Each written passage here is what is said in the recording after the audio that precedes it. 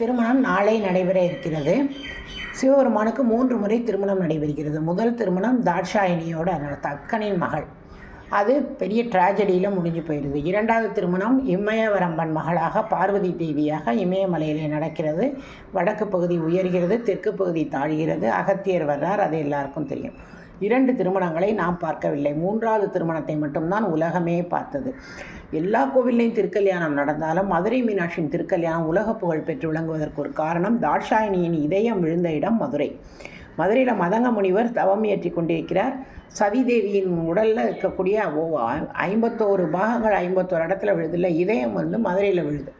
மதங்க முனிவர் அந்த துடிக்கும் இதயத்தை எடுத்து அவர் என்ன செய்கிறார், ஒரு மரகத கல், பச்சை கலர் மரகத பெரிய பாறை, அதன் மீது வைக்கிறார். அப்படியே அது மிக அழகான சிலையாக மாறிவிடுகிறது. மதுரை மீனாட்சி மரகதவல்லி மீனாட்சி, அவள் பச்சை நிறம்.